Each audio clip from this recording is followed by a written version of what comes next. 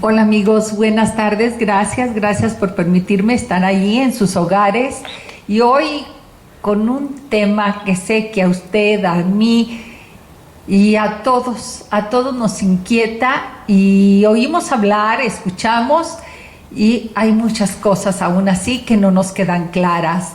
Por eso hoy, y me honro en que haya aceptado nuestra invitación, el notario público Vicente Guerrero Romero. ¿Número qué eres? Uno. El número uno. Bueno, pero se lo debes a tu papá. Pues, ¿Sí? pues, ¿Sí? ¿Es herencia o no es herencia? las notarías no se heredan. ¿No Buenas se tardes. heredan? No, no se heredan. Fíjate, qué bueno que vamos a empezar por ahí y bueno, agradecerte sobremanera que estás aquí acompañándonos y que vamos a poder hablar de los temas que si no nos preocupan, deben de preocuparnos. Muchas gracias. Y empezaría por ese tema, las notarías no se heredan. Muchas gracias, Pilar. Buenas tardes. Gracias por invitarme. El honor es mío. Vamos a empezar por ese tema. Las notarías no son hereditarias. Mucha gente piensa que sí son hereditarias. Sin embargo, todos tenemos que satisfacer los requisitos que establece la ley de notariado. Para poder ser notario, aparte de otros requisitos como buena salud, no antecedentes, tener una práctica profesional, para ser aspirante de 3 años y para ser notario de 5 años, necesitas presentar primero un examen de aspirante.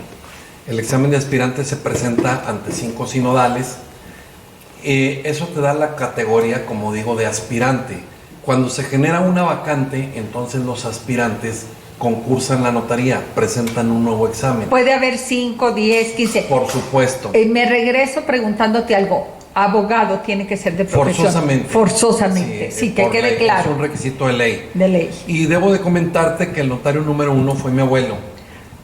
La notaría empezó en 1900, no me acuerdo si 36 o en 1931. Este año cumplimos 90 años. Tenemos un lema que usamos en nuestra publicidad que dice 90 años sembrando seguridad jurídica en las familias duranguenses. Entonces mi abuelo fue el primer notario. Mi papá tuvo que presentar examen cuando mi abuelo se retiró para poderse quedar con la titularidad. Yo, antes de ser notario aquí de Durango, estuve 3 años de notario en nombre de Dios como suplente. Yo ya era aspirante. Cuando mi papá se retira, entonces yo solicito que se convoque el examen y presenté el examen para quedarme con la notaría de mi papá. Pero a ver, como dijéramos acá en el pueblo, ¿tienes mano?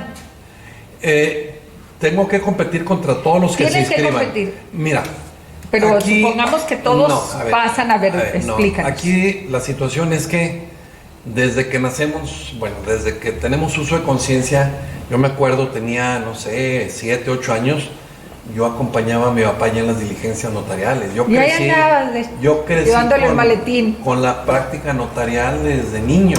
En aquel entonces se utilizaba mucho una figura que está en el derecho mercantil, en títulos y operaciones de crédito, el protesto de los documentos. Antes, para poder cobrar un pagaré, se necesitaba protestar. Protestar era ir al domicilio del deudor para preguntarle si era del pagaré. Si el deudor no abría o no estaba o se negaba, podías hacer el protesto con cualquier vecino. Ya no se usa, digo, todavía está en la ley, pero es muy poco el uso que tiene esta figura del protesto. Entonces, si a eso te refieres con llevar mano, pues sí llevamos mano, porque tenemos la práctica de estos temas pues desde niños. Y desde niños, y es una ventaja que tenemos, pues estamos incorporados en el quehacer notarial, ayudando a archivar, revisando documentos, clasificándolos, leyéndolos, y eso pues te va dando ya pues una ventaja sobre el otro aspirante que estuvo nada más 2 años haciendo práctica. Y es el quehacer diario. Por supuesto. Realmente. ¿Eres el mayor de los hermanos? Sí.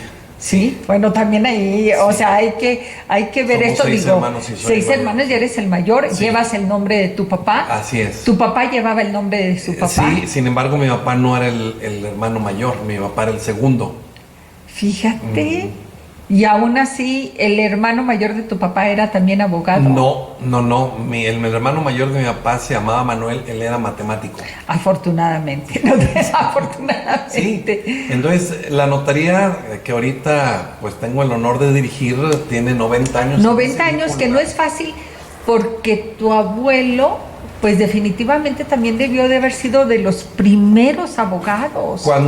Cuando mi abuelo tuvo la titularidad de la notaría en todo el estado, creo que eran 6 o 7 notarios en todo el estado. Ahorita vemos 48. Para que nos demos Sí. una idea. Y siguen muy controlados. Por supuesto, sí, por supuesto. Dependemos nosotros del Ejecutivo. La ley del notariado establece un número, se denomina números clausus, cuando determina cuántos notarios puede haber en cada entidad. En Durango somos 25 notarios, en Gómez Palacio 12, en Lerdo 3, en Santiago Papasquiaro 2 y 1 en cada uno de los demás distritos judiciales. Sumamos 48 en total. O sea, no es que yo quiero ser notario y a lo mejor efectivamente por ahí nos vamos a encontrar un municipio en el que yo creo que hace falta. No, lo determina el Ejecutivo. Las notarías en los municipios no se asignan por municipio. Por ejemplo, yo fui notario de Nombre de Dios, pero no era del municipio de Nombre de Dios. Nombre de Dios es un distrito judicial que comprende los municipios de Nombre de Dios, Juanas, Vicente Guerrero y Xúchitl. Esos 4 municipios están en el distrito judicial de Nombre de Dios. Ahí hay un juez y hay un notario. Entonces, cuando yo estuve 3 años, te repito, estuve actuando en estos 4 municipios. La ley de notariado no nos permite actuar fuera de la demarcación notarial. Sin embargo, en Nombre de Dios, como tenemos estos 4 municipios, pues sí me podía trasladar yo de uno a otro.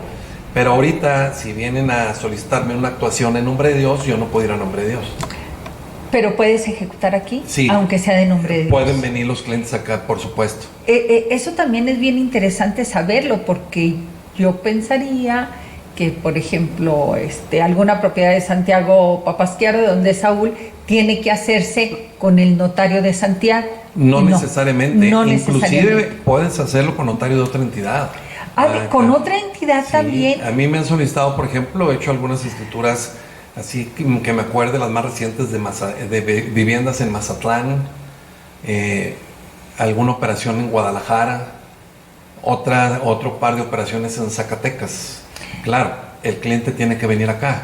Debo comentarte que la de Guadalajara y las de Zacatecas fueron adjudicaciones por herencia. La gran mayoría de los bienes de la herencia estaban en Durango, pero había propiedades en otras entidades. O puede que yo, que radico aquí en Durango y voy a comprar una propiedad en Mazatlán y a lo mejor no conozco a nadie y tú eres de mi confianza, eres mi notario, deseo que tú me lleves La y tú podemos puedes. hacer, por supuesto. Se puede hacer, Sí. sin complicaciones. Híjole. ¿Hay alguna complicación de tipo económico? Porque el hecho de ser notario en otra entidad va a implicar para el trámite administrativo de la escritura, pues que alguna persona, algún gestor de la notaría, tenga que trasladarse en algún par de ocasiones a la entidad en donde esté el inmueble que se está adquiriendo. Porque en la entidad en donde se encuentra el inmueble hay que hacer los pagos de los impuestos que causa la operación. Todas las operaciones traslativas de dominio generan diversos impuestos, tanto a nivel municipal como a nivel estatal. Entonces estos no se pueden pagar acá. Tengo que pagarlos allá. Por ejemplo, en el caso de Mazatlán que estás poniendo, tendrías que ir a pagar el impuesto de adquisición de inmuebles en y de traslado de dominio. El traslado de dominio es un impuesto local, que es el mismo impuesto que se aplica en Sinaloa, pero allá se llama por adquisición de inmuebles. Es el mismo impuesto, pero ese lo tendrías que pagar allá en la presidencia municipal de Mazatlán. Y los derechos que causa la inscripción en el registro público de la propiedad se inscriben en las secretarías de finanzas de cada entidad federativa. Y ya que estamos con este tema, que hay interesante y la verdad una manera de honrar a tu abuelo. Gracias, por esa visión de tener y abrir la primer notaría y bueno, de tu papá, que quién no lo conocimos y quién, un señorón, o sea, gracias, sí, y al igual que tú, o sea, sí viene toda una secuencia de generación tras generación, y el otro día lo comentábamos Saúl y yo, que incluso personas que no los conocen como familia personalmente, muestran un gran respeto, o sea, por su seriedad, por su trayectoria, y yo sí le decía, y qué gran compromiso para ti. Es lo ¿Sí? que te iba a comentar, es una responsabilidad muy grande, es un Sí. gran compromiso. Los ciudadanos, la ciudadanía en general, acude a nosotros y deposita su patrimonio en las actuaciones que nosotros realizamos. Entonces nosotros tenemos que estar muy bien preparados. Todos los días tenemos que revisar alguna u otra ley.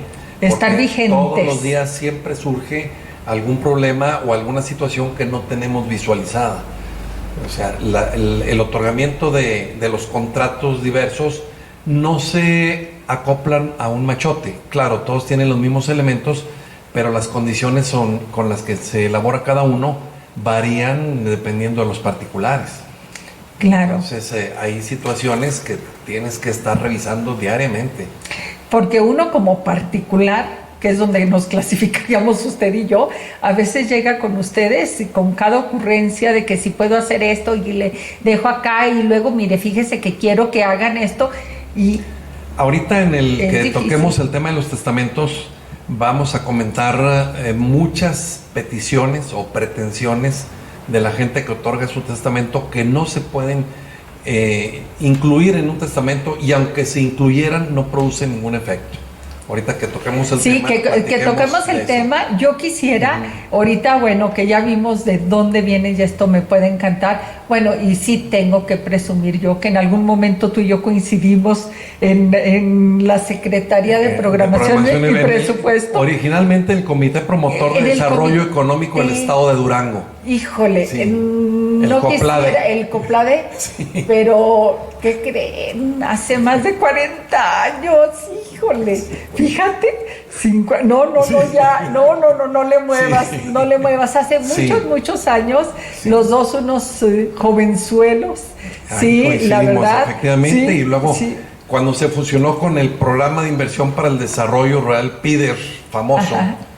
ya se constituyó la delegación de la Secretaría de Programación, De Programación y Presupuesto, que nos tocó el cambio allá al gobierno federal, Así ¿te acuerdas? es, A las por oficinas de supuesto. gobierno federal. En el último piso. No, muchos años, pero bueno, Así dicen es, que, claro. que el mundo es muy pequeño y cuando vives en una ciudad, pues más de alguna manera, todos, estoy segura que todos hemos coincidido en el camino, y si no, como le dije el otro día a una persona, y si no, ya coincidimos en la banqueta, ya por ahí nos topamos. Oye, en todos nos conocemos, y por eso es también esta parte a mí me gusta, porque yo siempre digo, lo más valioso que tenemos es la palabra, y habemos personas y personalidades que no nos vamos a andar escondiendo. Entonces, ese hecho te hace ser muy responsable de lo que haces. Forzosamente, inevitablemente, sí lo tienes que hacer. Inevitablemente. Y si surge un problema, como dices tú, no te puedes esconder, tienes que dar la cara y resolverlo.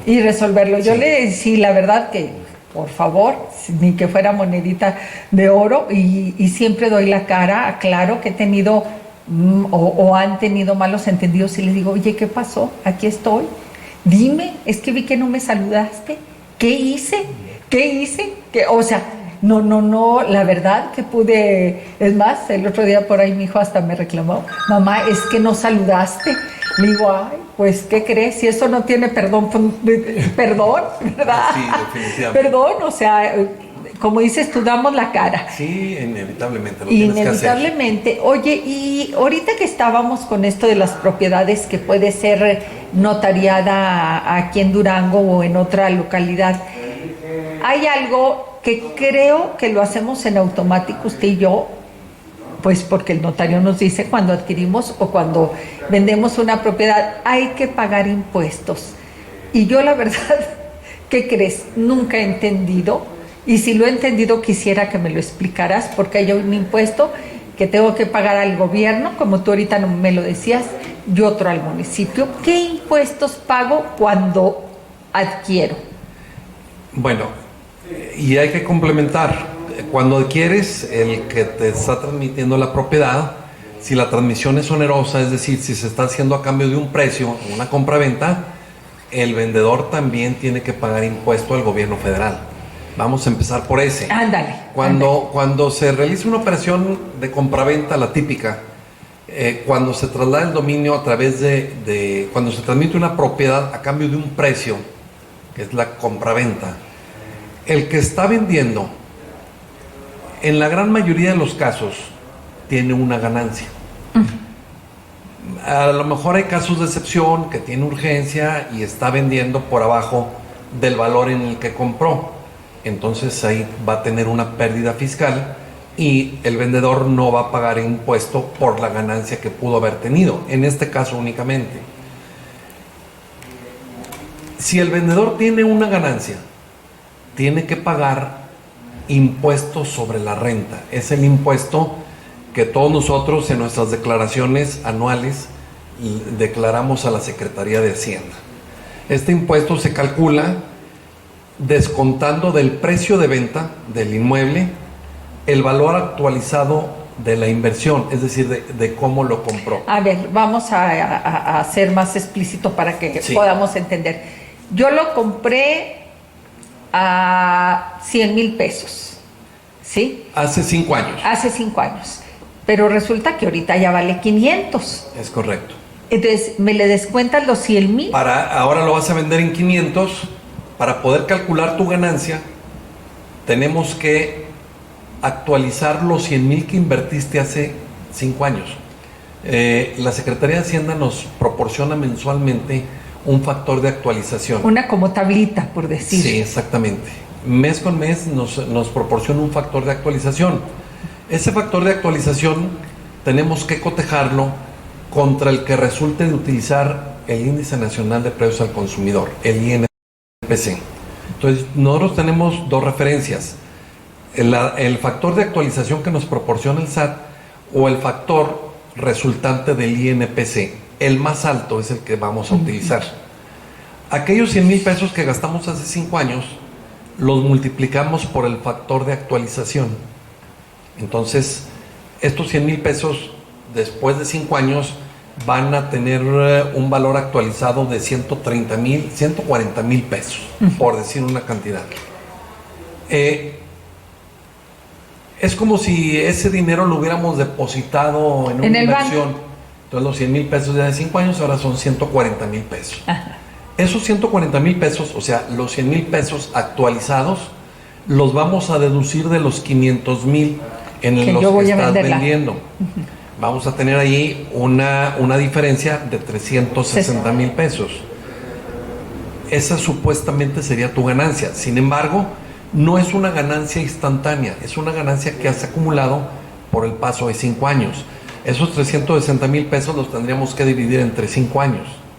Entonces, el resultado de esa división, ¿qué sería? 66,000 pesos. Ponle número redondo, 60,000 pesos 60,000 anuales. pesos anuales.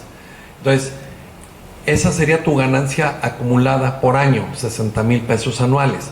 Si estás casada bajo el régimen de sociedad conyugal, esa ganancia no es personal, esa ganancia es de los dos cónyuges. Esos 60,000 pesos los tendrías que dividir entre los dos y cada cónyuge ganó 30,000 pesos por cada año que pasó.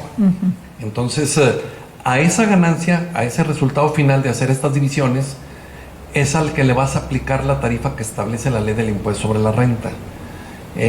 Por 30,000 pesos, vamos a suponer que tuvieras que pagar 2,500 pesos. 2,500 pesos el esposo, 2,500 pesos la esposa, serían 5,000 pesos, porque tienes, así como dividiste entre dos, suma los dos impuestos de los cónyuges. ¿Y es vas lo que a se tener? paga? No, acuérdate que dividiste también entre 5 años, entonces tendrías que multiplicar este impuesto por los 5 años. Y de esta operación tendrías que pagar 25,000 pesos como vendedor al fisco federal. A ver, y te voy a ir interrumpiendo porque esto, No, la verdad es complicado. complicado, pero resulta Sí. que yo tengo que preguntarte, y sería que me contestes después del corte. Entonces, ¿conviene más estar casado o solo? O casado por bienes mancomunados para una venta. Regresamos. Entonces, ¿qué me conviene? Estar casada por bienes para venta de inmuebles, estar casada con bienes mancomunados, estar soltera, estar divorciada. ¿Qué es lo que conviene? ¿Para el pago de impuestos? Para el pago de impuestos sobre la renta derivado de la enajenación de bienes, pues más conviene estar casado por sociedad conyugal, porque la ganancia o el ingreso lo vas a dividir entre los dos. Bueno, cónyuges. ya tengo una ventaja, Saúl. Estoy casada Ahora, con mancomunados. ese bien a lo mejor lo adquiriste por herencia. Ajá. Y son 5 herederos los que van a vender. Ajá. Entonces la ganancia se va a dividir entre 5 vendedores. Y ahí esa misma tabla se hace Sí, así como me la explicaste y ahorita. se dividiría, en lugar de dividir la ganancia entre 2, se dividiría entre 5 coherederos, ¿verdad? Pueden haber recibido aquel inmueble o haberlo comprado, no sé, varias parejas. A ver, y ahora resulta que esa misma casa que yo compré a 100,000 pesos hace 5 años, tengo una emergencia y necesito venderla y la vendo a 200,000 pesos. Vas a tener ganancia de todas formas, porque los 100,000 pesos actualizados Dieron 140. van a valer 140. Bueno, pero entonces ¿qué tienes crees? una ganancia de Resulta que 60,000. se la quiero vender a mi hermana, que en aquel entonces hasta me prestó el dinero para la casa, y se la voy a vender a lo mismo que la compré. Ahí no vas a tener ganancia, vas a tener pérdida fiscal, porque los 100,000 pesos que tú invertiste ahora van a valer 140,000 pesos y tú vas a tener una pérdida de 40,000 pesos. Sin embargo, hay que tener mucho cuidado con este otro extremo. Hay que atender a cuál es el valor del avalúo de aquel inmueble que estás transmitiendo. Por ejemplo, aquí en Durango, a diferencia de otras entidades, no es obligatorio elaborar un avalúo previo a una operación traslativa de dominio. De acuerdo con la ley del impuesto sobre la renta, que es federal, en entidades como la de Durango, donde no es exigible la elaboración de un avalúo para transmitir un inmueble, se remiten al avalúo que hace la autoridad de la materia. ¿Al catastro? En este caso es la autoridad catastral. Entonces ahí en ese ejemplo que estás poniendo hay que tener mucho cuidado con lo siguiente. Cuando vendes por abajo del valor del avalúo, en este caso el catastral, se puede generar a favor del que está haciendo la compra, a favor del, no a favor, con cargo al comprador, se puede generar un impuesto sobre la renta por adquisición gratuita de inmuebles. ¿Esto qué quiere decir? Cuando tú compras por abajo el valor del avalúo y esta diferencia rebasa el 10% del precio de venta, la diferencia, la ley de impuesto sobre la renta dice que se la regaló el vendedor al comprador. Y yo la pago. El 20% de esa diferencia. Vamos a poner un ejemplo más objetivo. Tenemos un valor de avalúo de 1,000,000 de pesos y vendemos esa propiedad en 900,000 pesos porque tenemos una emergencia. Podíamos venderla más cara, pero ahorita necesitamos ese dinero. Entonces la vendemos en 900,000 pesos. 900,000 pesos es el precio que yo estoy recibiendo. Si le agrego el 10% a aquellos 900,000 pesos, van a ser 990,000 pesos. Ya con este porcentaje de margen agregado, quedo de todas maneras por abajo del valor del avalúo. Mi avalúo dice que vale 1,000,000 de pesos la propiedad. Entonces, por la diferencia del precio de 900,000 pesos al 1,000,000 de pesos que dice el avalúo, se le genera al comprador un impuesto sobre la renta por adquisición gratuita de inmuebles del 20% sobre aquellos 100,000 pesos que le estoy regalando. O sea que no te conviene. Al comprador. Al comprador, o sea, sea, porque aparte de la escritura, ahorita vamos a pasar a los impuestos locales. Al comprador, aparte de los impuestos locales, tendría, en este ejemplo, que pagar 20,000 pesos de impuesto sobre la renta por aquellos 100,000 pesos que el vendedor le está regalando. O sea, entonces tenemos que tener cuidado, porque yo pensaría que me van a vender ese inmueble y la persona me dice, mira, Catastro dice que cuesta 1,000,000, pero yo te lo doy a 900. Y se puede uno ir con la finta y resulta pues que los 100,000 pesos que te rebajó terminas tú pagando los impuestos. El 20%. El 20%. Es un regalo. Esto te lo debe de asesorar el notario cada que vas a hacer una operación de este tipo. Donde más se presenta este caso es cuando se realiza un remate judicial. Para rematar con motivo de la falta de pago de una deuda, cuando se remata un bien, se elabora un avalúo. Regularmente no concurren a la primera almoneda, es decir, a la primera convocatoria, no concurre nadie que tenga interés en adquirir aquel inmueble por el valor del avalúo. Entonces el juez cita a una segunda almoneda. Y le baja. Y le baja el valor del avalúo. Y ahí le está rebajando un porcentaje de más del 20%. Y ya está, al adquirente, el que adquiere en remate aquel inmueble, ya se está generando a cargo de él un impuesto por adquisición gratuita de inmueble entre el valor del remate y el valor del avalúo. Y mucha gente después ya no hace su escritura porque le sale muy cara. En 1,000,000 de pesos de diferencia pagarías 200,000 pesos de impuesto. Aparte de los impuestos locales, no hemos hablado del impuesto que se paga en el municipio y del impuesto que se paga en el gobierno. Y hay otro caso, que a lo mejor estoy mal, pero tú me aclaras, porque yo compré una propiedad y la señora me dijo, no, pero es que tengo que demostrarle al notario que yo vivía ahí para yo no pagar impuestos, porque tengo derecho. Nunca entendí nada, ni nada, pues que yo no era la vendedora, era la compradora, a lo mejor también pagué más impuestos, no lo sé. Pero sí me llamó la atención eso.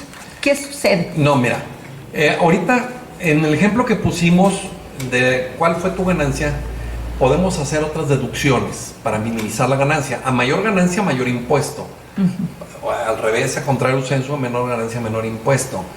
Aparte del precio de venta actualizado, en el ejemplo que pusimos al principio, puedes tú deducir las mejoras que le hayas hecho al inmueble, que las vas a acreditar con las facturas o en última instancia con un avalúo referido. Un avalúo que te va a hacer un valuador autorizado que diga cuánto valían las mejoras que le hiciste a aquel inmueble hace 2 años o hace 3 años. Si lo compraste hace 5 y lo modificaste hace 3 años, esa inversión que hiciste para modificarlo, por ejemplo, te echaste el patio, o construiste una sala de juegos, o le pusiste una cochera a la casa, esa inversión también la puedes deducir del precio de venta y eso va a disminuir tu ganancia. Pero el planteamiento que estás haciendo ahorita es el caso de excepción que establece la ley del impuesto sobre la renta. La ley del impuesto sobre la renta lo considera como caso de excepción. Es decir, que no pague impuesto por esta operación cuando el vendedor vende su casa habitación. Cuando vendes la casa habitación, no casa de tu propiedad, tú puedes tener 5 casas, pero la exención aplica cuando vendes tu casa habitación. De este beneficio puedes tú hacer uso cada 3 años calendario cumplido. Por ejemplo, vendes una ahorita 14 de septiembre, y hasta el 14 de septiembre hasta el 15 de septiembre dentro de 3 años podrías vender otra casa y quedar exenta del pago de este impuesto. No es por año fiscal. Tú vas a decir, a ver, voy cambiando como el coche de cada año de casa. La vendí en el 2021, al 2022, 2023, al 2024. En enero del 2024 ya puedo vender otra propiedad, casa, no. Y estoy exenta. No, tendrías que esperarte hasta el 15 de septiembre del 2024. Para que puedas tú hacer comprobar que era mi casa, exención efectiva y comprobar que es tu casa, hay 5 documentos que puedes presentar. Cualquiera de ellos, no tienen que ser todos. Primero, el recibo de consumo de energía eléctrica o el recibo de servicio telefónico fijo. El celular no, tiene que ser un teléfono fijo. Puede ser un celular de los de pago. Sí.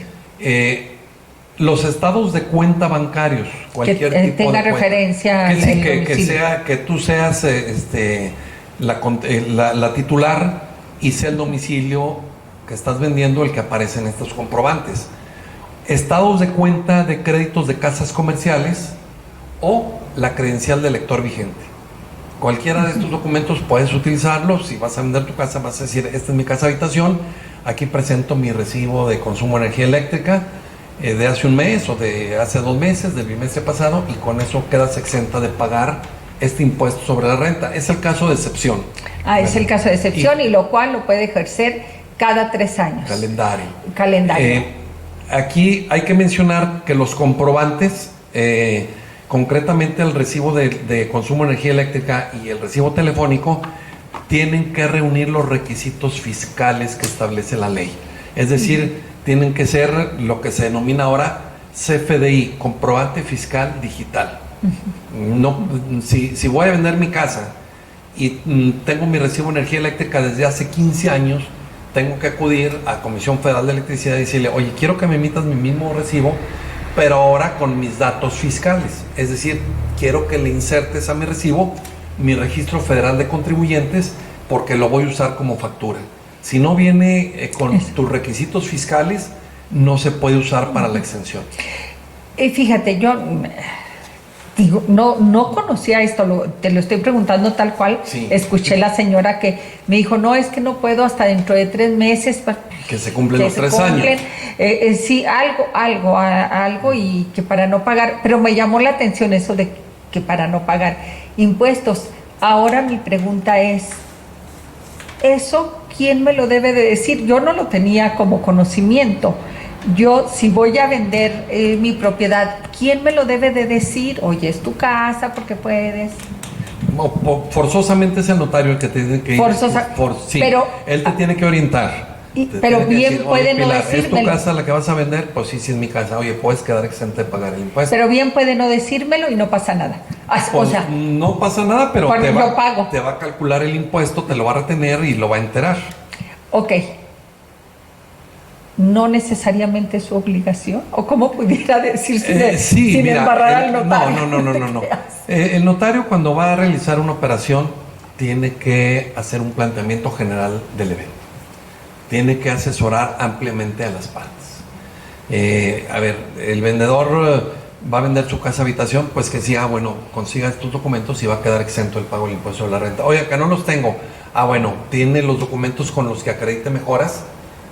Estos, los que comentábamos ahorita, las facturas de las inversiones que hiciste en tu casa, y en caso que no tuvieras las facturas o un recibo de honorarios del arquitecto o el ingeniero que contrataste para aquella remodelación, si no los tuvieras, entonces él te debe decir, entonces para que usted acredite que construyó la cochera en su casa, mande a hacer un avalúo referido con alguno de estos valores. Con los que están autorizados. Sí. Y a ver, ya vamos metiéndonos al tema. ¿Qué tiene que ver todo esto cuando heredo en vida? También. ¿No pago? Sí. A ver. El impuesto sobre la renta es un impuesto que se causa por las ganancias que tienes de una operación. Y no nada más en la venta de inmuebles.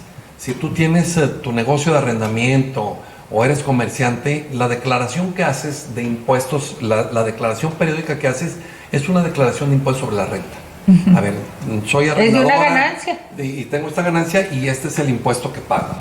De hecho, en este caso, si fueras arrendador y comerciante al mismo tiempo, por ejemplo, y vendes un inmueble, en tu declaración anual vas a tener que incluir las ganancias que tuviste como arrendadora, las ganancias que tuviste como comerciante y las ganancias que tuviste por la venta del inmueble, ¿verdad? Si quedaste exenta, de todas maneras tienes que declararlo, porque para que se dé la exención, el que tuvo el ingreso tiene que hacer la declaración, la manifestación en su declaración anual. Entonces debe decir, a ver, gané tanto como profesionista, tanto como arrendadora, tanto como comerciante, y tuve un ingreso de $1,000,000 porque vendí una casa, pero como era mi casa habitación, este $1,000,000 quedó exento. Si no pero de todas maneras lo tengo que declarar. Sí, si no lo declaras, ahorita ya no hay un secreto fiscal. No, ya. El SAT conoce todas las cuentas bancarias al revés y al derecho, sabe cuánto gastaste, cuánto ganaste, y no nada más tus cuentas bancarias, sabe los saldos de tu tarjeta, de todas las tarjetas que puedas tener, inclusive las tarjetas de créditos de casas comerciales. O sea, aguas, ¿eh? Sí. Pues, esta es una realidad. Por supuesto, y aquí puede haber una incongruencia entre lo que ganas y lo que declaras. Puedes tú tener ingresos declarados, por decir, de 40, 50 mil pesos mensuales y estás gastando 60 mil pesos. Entonces ahí hay una inconsistencia fiscal. ¿Por qué estás gastando 60 mil pesos y ganas 50 mil? Y yo pienso que como con mi tarjeta de Liverpool o de Sears No pasa nada. no pasa nada porque pago en efectivo y eso no va declarado. Por supuesto que lo conoce el SAT. Por supuesto que lo conoce el SAT y en Claro algún que momento me jala las orejas. A la hora de tu declaración, cuando hagas tu declaración anual y que digas que ganaste en el año, no sé, 3 millones de pesos y gastaste 3,5 o 4, te va a venir a decir, oye, ¿y la diferencia? ¿Por qué no la declaraste? Que puede ser el caso si no declaras el ingreso que tuviste cuando vendiste la casa. Te va a venir el SAT a decir, oye, tú declaraste 3 millones, pero tuviste ingresos de 4. Ah, es que el otro era de una casa que quedó estaba exenta. Pero como no la declaraste, me debes 100 mil pesos de impuestos sobre la renta. O sea, para que opere la exención la tienes que declarar. Y eso te lo tiene que advertir el notario. Nosotros inclusive, porque a la gente se le olvida. Sí. Y hay gente que ha ido a decir, es que nunca me dijo. Le digo, lea la escritura bien, mire, tiene usted su copia y en la escritura, precisamente para evitar esto, se lo transcribimos. Le aclaramos que para que la exención surta efecto, la tendrá que declarar en su declaración anual, valga la redundancia. Fíjate, esto es bien importante para que la exención surte efecto, porque si no me lo van a cobrar a la mala. Por supuesto. Y entonces ya de nada me sirvió todo el teatrito de que me... conseguir la factura de consumo de energía eléctrica ¿para qué? o mi credencial. Si no la declaro, y decir me la van a cobrar. Exactamente. Pero volvemos a la pregunta que hiciste. A ver, yo heredé. O me donó mi papá o mi abuelo. O le voy a heredar mi casa habitación a mi hijo. Sí, bueno, la herencia procede, ni hemos entrado al tema del testamento. Pero ya vamos. La herencia Esto está procede. bueno. ¿No?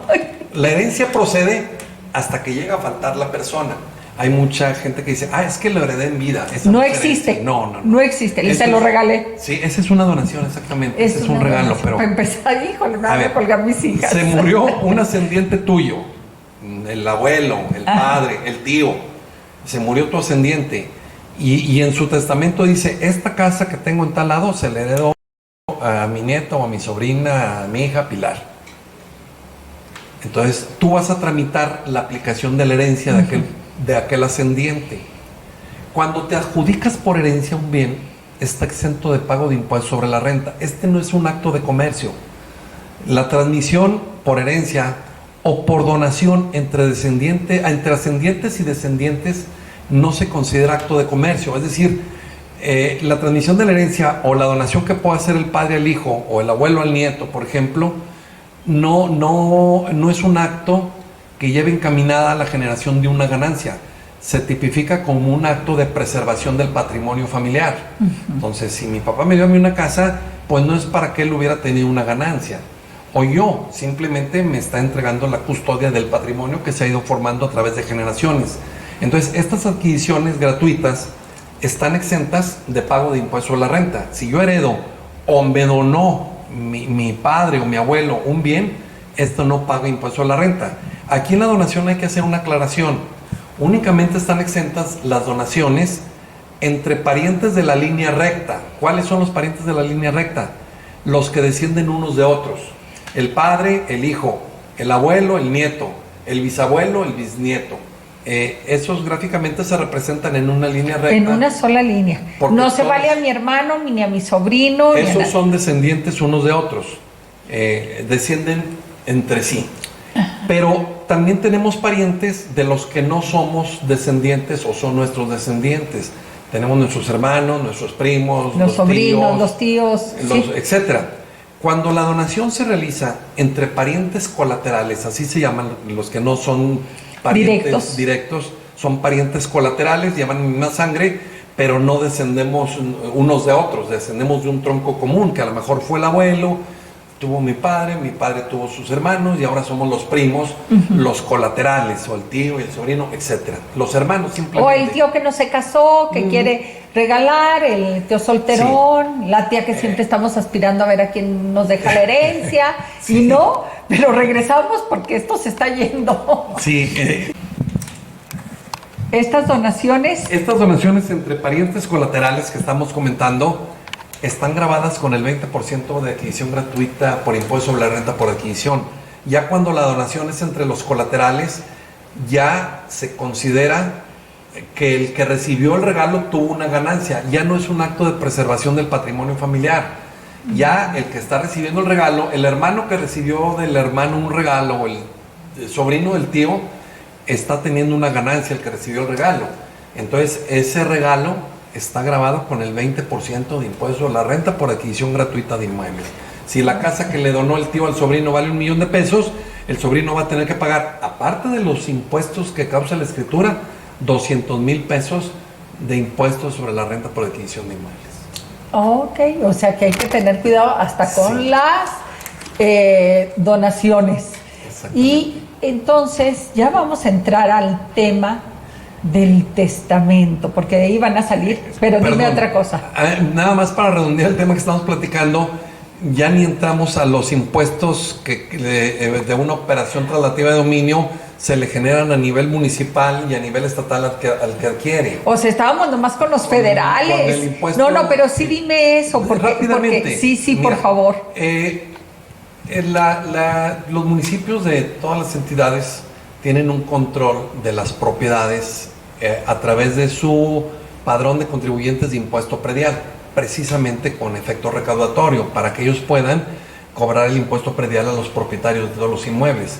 Entonces, un movimiento traslativo de dominio, cualquiera que sea, herencia, cueste lo que cueste, donación, compraventa, tiene que pasar primero por catastro municipal. Ahí se va a pagar un impuesto de traslación de dominio que es equivalente al 2% del valor más alto, el que se maneja en la escritura o el del avalúo catastral, el más alto. Si no manejamos un valor, a ver, hay gente que dice, es que voy a vender en $1,500,000. Ah, bueno, la escritura le sale en tanto. Oiga, pero trae una avalúo catastral de $1,000,000. Ah, bueno, si la escritura se hace por $1,000,000 de pesos, baja tantito el impuesto. Ah, entonces hágamela por $800,000, porque pues, va bajando. Nada más que si la hace por $800,000, ya se bajó el valor del avalúo, al comprador es al que le va a generar un impuesto del 20%, como lo platicamos hace rato. Entonces, bueno, el impuesto de traslación de dominio que se causa en los municipios es del 2% sobre el valor más alto, el que se maneja en la escritura o el del avalúo catastral. Si mi avalúo dice que vale $1,000,000 y le pongo $800,000 pesos a la escritura, de todas maneras me van a cobrar el impuesto sobre el $1,000,000 de pesos. Para nada me va a servir haber bajado el valor del avalúo, ¿verdad? Entonces, y a ver, aquí te voy a interrumpir porque yo creo que esto nos tiene que llevar a un buen consejo. Mi compraventa debe de estar acorde al precio catastral. Mira, en el mejor de los casos sí, pero lo recomendable es que una operación de compraventa se haga siempre a valor real. Por ejemplo, te están vendiendo un inmueble en $1,500,000 y te gusta y estás dispuesto a pagar ese $1,000,000, lo vas a pagar de cualquier manera. Pero el vendedor te dice, oiga, vamos a hacerlo a valor catastral. En lugar de manejar el $1,500,000 de pesos, le ponemos el $1,000,000 de pesos, que es el valor y de la me da los 500 en efectivo y el $1,000,000 en sí. Eso es muy peligroso, porque aparte que estás cometiendo un delito de evasión fiscal, cuya sanción no es multa o el pago de alguna cantidad a manera de sanción, la pena es cárcel. Entonces, aparte de eso, sí. Aguas, sí. Porque creo que creen, todo el mundo lo hemos hecho. Sí.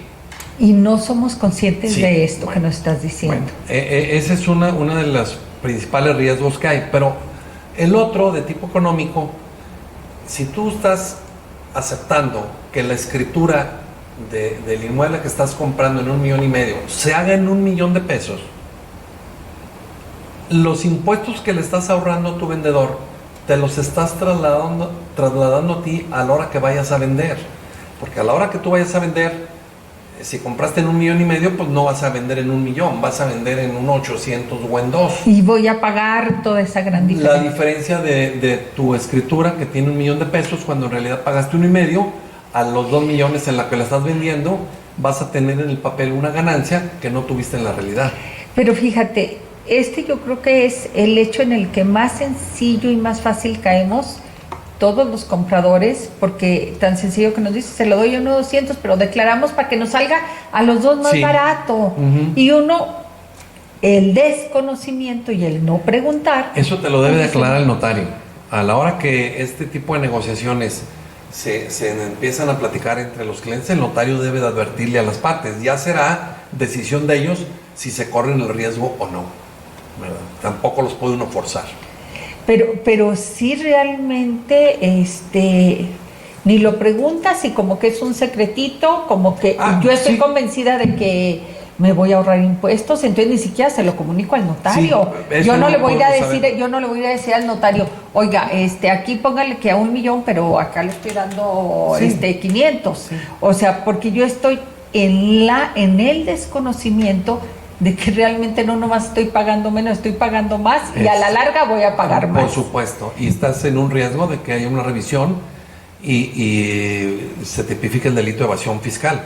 Ahorita eso es peligrosísimo porque tenemos otra ley, la ley de identificación de operaciones financiadas con recursos de procedencia ilícita, la ley conocida como contra el lavado de dinero. Esta ley establece topes para el uso de efectivo en las operaciones inmobiliarias. Ya no se puede usar indiscriminadamente el efectivo cuando pagas el precio de un inmueble. Ahí ahorita está topada esta cantidad en UMAS anuales, son 16,000 UMAS al año. Ahorita, de acuerdo al valor de la UMA anual, la cantidad máxima de dinero en efectivo que puedes usar en una operación inmobiliaria son 719,000 pesos. Es el equivalente de las 16,000 UMAS. Pero si tú como compradora vas a pagar 1,5 millones y retiras de tu cuenta el 1,5 millones y vas a pagar en efectivo 700,000 pesos porque fue el valor del avalúo catastral, va a haber ahí ¿cómo le llaman? Un desfasamiento, una incongruencia fiscal, porque si tú sacaste 1,5 millones y pagaste 700,000, ¿dónde están los otros 800? ¿En qué los gastaste? No vas a tener forma de acreditar que compraste un carro o que estás construyendo tu casa o que compraste otro terreno. Entonces el SAT te va a decir, oye, ¿y los 800,000 pesos de diferencia dónde quedaron? Por eso lo mejor es que hay que hacer traspaso. Sí, pero es el mismo caso. En un momento dado, solamente que la diferencia en efectivo pues la tuvieras tú guardada. Solamente. Sí, pero ¿de dónde? Y también Hacienda me puede decir, oye, la operación aquí dice que 1 millón y nomás traspasaste 500, ¿de dónde le diste los otros 500? Sí, así es. Hijo, o sea que... Sí.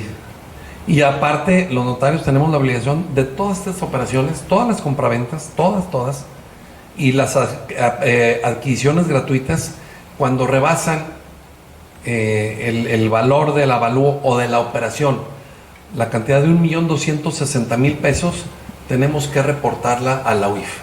La UIF es la Unidad de Inteligencia Financiera, está integrada por agentes del SAT y de la Procuraduría General de la República. Y a lo mejor tú no me lo dices como notario, pero es tu obligación. Lo tengo que hacer, porque si a mí vienen y me revisan... A ti es al que te va mal. Yo tengo que... Vamos a suponer que se me pasó reportar la operación donde compraste una propiedad en 2 millones de pesos. Se me pasó, ni cuenta me di, tenía mucho trabajo, se traspapeló y ahí se quedó. Y no la reporté. Si vienen de la UIF y me hacen una revisión, me van a aplicar de multa 1 millón de pesos por la falta de ese reporte. Hoy aquí está esta escritura donde Pilar le compró a Pedro Pérez, ¿verdad? ¿Por qué no la reportaste? Ay, es que se me pasó, se me olvidó y no me di cuenta. 1 millón de pesos. Y entonces... multa que va creciendo en el caso que tengas reincidencias. Y entonces, ¿qué sucede en ese caso? Tú lo reportas y ellos verifican que Saúl, esa casa que compró de 2 millones, hizo el traspaso, es dinero lícito. Es lo único que checan. Sí, ellos Lo que no es tanto que sea lícito o no. Ellos lo que verifican es el flujo del dinero. ¿De dónde va y a dónde llegó? viene? Hubo un caso, yo les pongo un caso, aparte, cuando el notario, cuando la operación rebasa el umbral que les menciono del uso efectivo, es obligación del notario de escribir en la escritura el instrumento de pago. La casa costó $1,000,000, pagó 700,000 en efectivo y 300,000 los pagó con el cheque número tal, de la cuenta número tal, a nombre de ella, a nombre del esposo, a nombre de la quien sea. sociedad, de la empresa de la que es dueña, para aplicarlos a la cuenta número tal del otro banco, de la que es titular, Si tú le haces vendedor. ahí todo.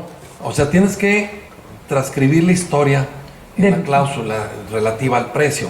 Hubo un caso, rápidamente lo voy a abreviar, es largo.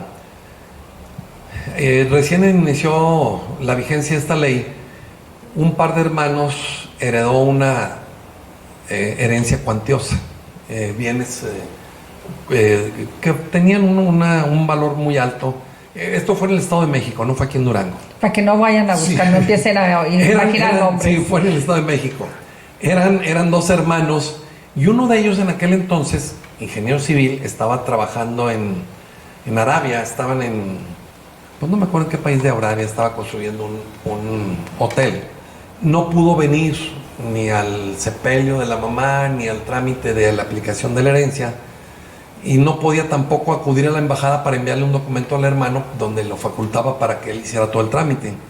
Entonces le dice, pues haz tú la aplicación de la herencia de mi mamá como único heredero, y ya cuando yo regrese en 1 año y medio, pues me pasas mi mitad. Vamos a hacerla así. Sin saber lo que platicamos ya, que las transmisiones de bienes entre hermanos están grabadas con un 20% de impuesto sobre la renta. Regresa el hermano a la vuelta de 2 años, ahora sí dame mi mitad. La herencia tenía así en números redondos un valor eran varios bienes, varios ranchos, varias propiedades. En números redondos eran casi 30 millones de pesos. Y al hermano que estaba afuera, pues le tocaban bienes casi por 15 millones de pesos. Entonces van con el notario en el Estado de México, el notario les dice pues que la donación entre hermanos está grabada con el 20%, que la escritura va a ser muy cara, que no le puede donar al hermano porque pues va a ser un costo muy alto, ¿verdad? En 15 millones de pesos sí va a estar pagando 3 millones de pesos de impuesto, aparte del costo de la escritura. Y pues ¿cómo le podemos hacer? El notario le sugiere pues que se tiene que realizar una compraventa, pero que se tiene que documentar el instrumento de pago. Y se ponen de acuerdo los hermanos y al día siguiente regresan y dicen, sí, me va a vender, la mitad me la va a vender mi hermano. ¿Y cómo vamos a pagar? Mire, con este cheque de mi cuenta, yo tengo una cuenta de muchos recursos, yo soy un hombre de negocios muy próspero y aquí le voy a hacer un cheque a mi hermano de 15 millones de pesos. El notario recibe el cheque, documenta el instrumento de pago, la forma de pago, la documenta en la escritura, se van los hermanos, salen de la notaría y el cheque lo hacen confeti, porque en realidad nunca existió la intención de que aquel acto jurídico fuera en realidad una compraventa. Entonces hacen el cheque confeti y se fueron felices. A la vuelta de 8 o 10 meses, la UIF dice, mira que hay un cheque de 15 millones de pesos, vamos a ver cuándo se cobró. Pues Nunca, no se cobró el cheque. Puede darse el caso de que el banco te lo regrese, porque le faltó el puntito al nombre o que una coma de más. Sí. Cuando es una cantidad así grande, el banco pone todos los pretextos para no pagar. Entonces la UIF lo que tiene que hacer es ir a ver si aquel cheque se regresó y se sustituyó por otro, ¿verdad? Y ahí no pasa nada, no hay mayor problema. Sí, pues el cheque que se documentó en la escritura lo regresó el banco, pero le di este otro cheque, ¿verdad? O le hice una transferencia bancaria de otra cuenta que tengo y no pasa nada. Van a investigar y pues no, resulta que no hay otro cheque, ni hay una transferencia, ni hay nada. Excuso decirte que ahora en este año ya van a cumplir 6 años que están en la cárcel los 2 hermanos. Fíjate, o sea... Por evasión fiscal, porque simularon una compraventa para pagar menos impuesto que una donación, que era lo que realmente estaban haciendo. Y que realmente dices tú, si a números te va a ser el 20% y lo que pagaron fue el 10% quizá.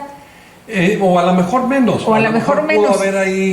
Pudo haber estado en venta la casa habitación del vendedor, pudieron haber hecho un avalúo de mejoras a los otros inmuebles y a lo mejor se pagó menos del 10%.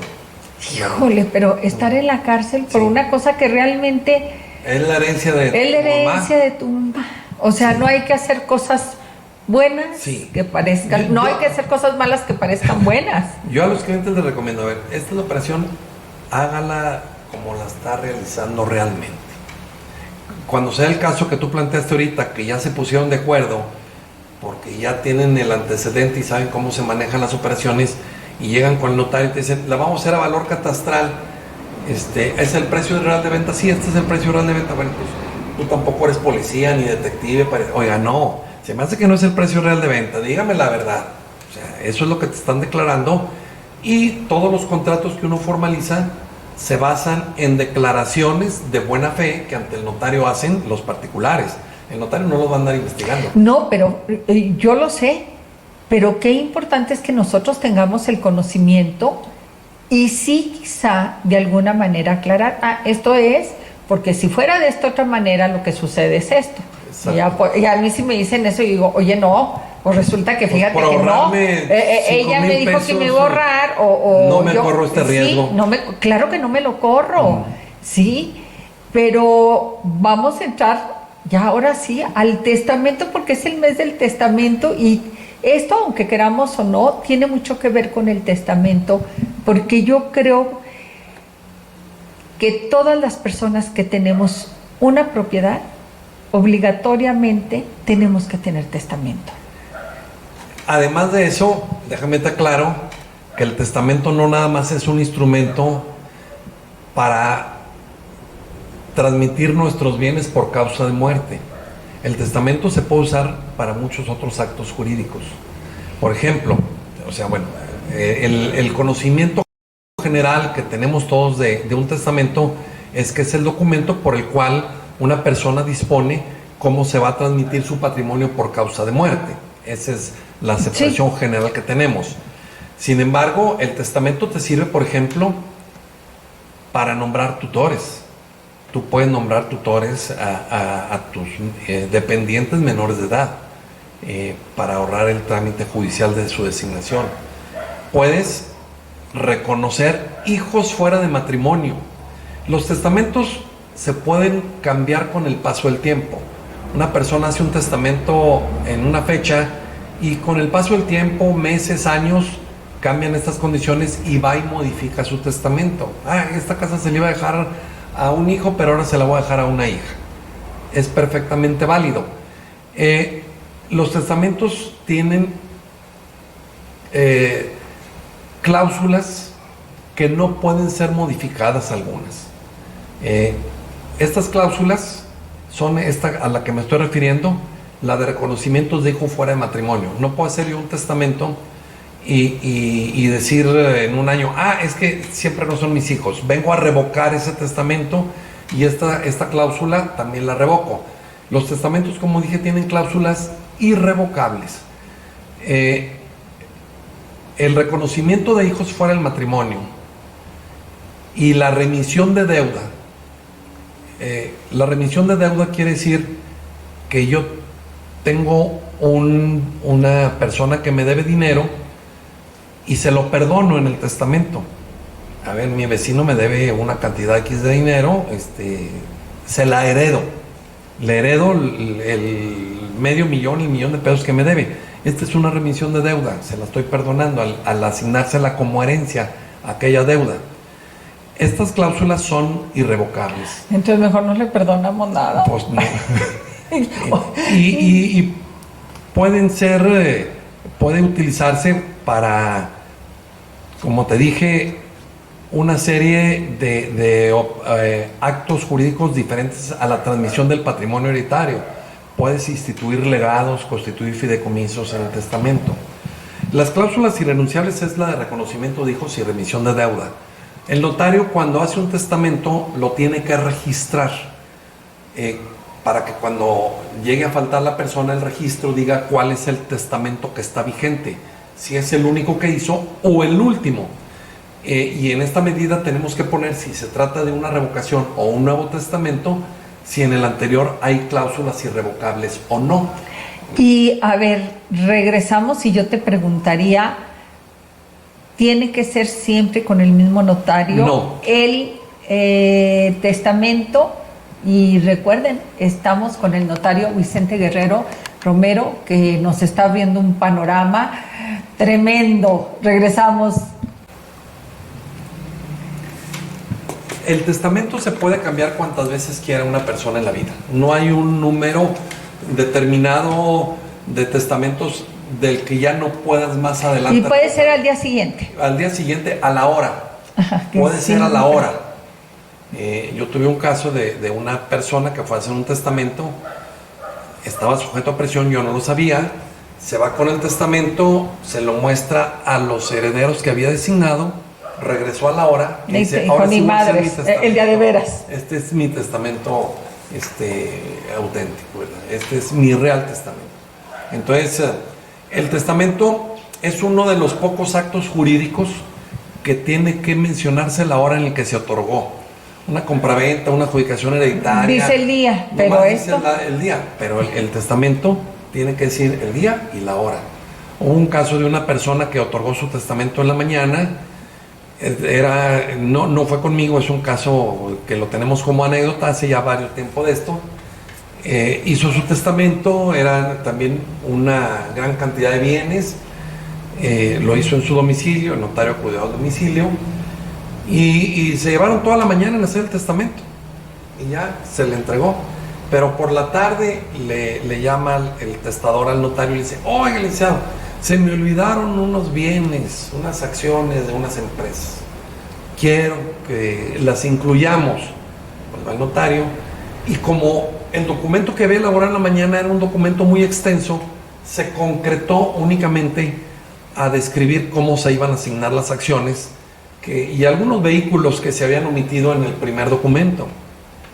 Muere el hombre al poco tiempo y resulta que pues hubo diferencia entre los hijos y dijeron, el segundo testamento es el que vale. Y el segundo testamento nada más dice cómo se van a repartir estos bienes y los anteriores, pues esos serán por partes iguales porque nos designó a todos herederos universales. Estos bienes del segundo son para ellos, pero todo lo demás es para todos.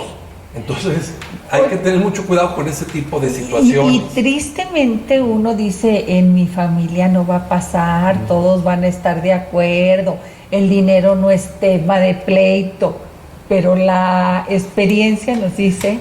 Sí, las sucesiones cuando no hay testamento se complican hasta el infinito.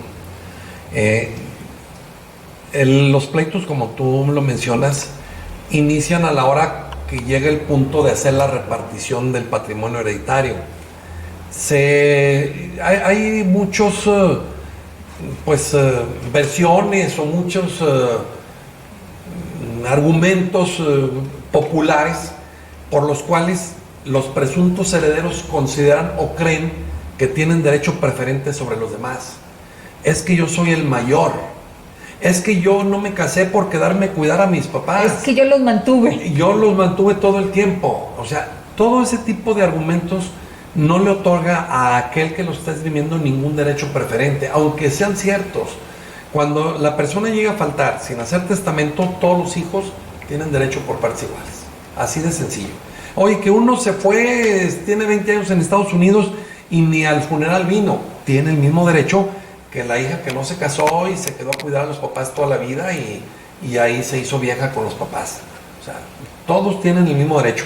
Oye, es que yo los mantuve y yo los ayudé todo el tiempo y aquel nunca ni un 5 les mandó. Tienen el mismo derecho unos y otros. Y entonces a la hora de la repartición de los bienes, pues nunca hay acuerdo. Y se pierden las propiedades. Es a lo que iba. Mira, ahí en la oficina nosotros tenemos, desde cuando mi papá era notario, tenemos algunos juicios decisorios que tienen ya más de 50 años. Y las propiedades se perdieron. Se pelearon entre los herederos, como no había representación del patrimonio hereditario, los bienes fueron poco a poco invadidos o afectados. En algunos casos se consignaba en el juzgado el supuesto precio en el que se iban a vender. Llega en 1993 la nueva ley monetaria por la que se le quitan los 3 últimos ceros a las cantidades que expresaban ya dinero. No se podían comprar. Y entonces, pues si tenías 10 millones de pesos se transformaron en 10,000 pesos. Ya en eso no te servía ni para pagarle al abogado que te estaba llevando el pleito. ¿Y qué sucede con esas propiedades? Van siendo ocupadas irregularmente por invasores o por gente que pretendió comprarlas sin que se haya formalizado a favor de ellos nunca el título correspondiente, y las terminan adquiriendo por prescripción. La prescripción es una forma de adquirir la propiedad por el paso del tiempo. ¿Cuántos años tiene que ser? De buena fe, 5 años. De buena fe, 5 años. Los requisitos que hacen que la prescripción opere a favor de una persona son, por supuesto, el paso del tiempo. Ajá. Que la posesión sea pública, pacífica. Pacífica no quiere decir que si yo tengo una casa y hay fiestas cada fin de semana y relajo, eso no quiere decir que no sea pacífica. Pacífica se refiere a que no haya sido interrumpida judicialmente por un reclamo de un tercero. Oye, estás en la casa de mi abuelo y vengo a demandarte porque es la herencia de mi abuelo. A eso se refiere a que sea una posesión pacífica. Pública, pacífica, continua, de buena fe, por supuesto, y a título de dueño. A título de dueño quiere decir que tenga, aunque no se cubran las formalidades requeridas, que tenga una causa legal de haber adquirido la propiedad. Es que la compré, miren, aquí tengo, en esta hoja de cuaderno, aquí tengo el recibo de la cantidad que entregué hace 20 años. Aquí está lo que yo le pagué a mi abuelo. Al que la vendió, a un tercero que me la vendió, o a mi abuelo, ¿verdad? Pero nunca hice la escritura, pero aquí está la constancia de que la pagué. Una hoja garabateada. O aquí en esta casa hemos vivido todo el tiempo, desde mi abuelo, mi padre y yo, pero pues mi padre le heredó de mi abuelo y yo de mi padre, y aquí estamos, pero no tenemos documentos. O simplemente he pagado los prediales de los últimos 20 años, y aquí está. Sí. Entonces, esos son los requisitos para que opere en 5 años la prescripción a favor del adquirente. Cuando la prescripción es de mala fe, se duplica el plazo. Tiene que ser en 10 años. La buena fe y la mala fe, pues son subjetivas, no las puedes probar, ¿verdad?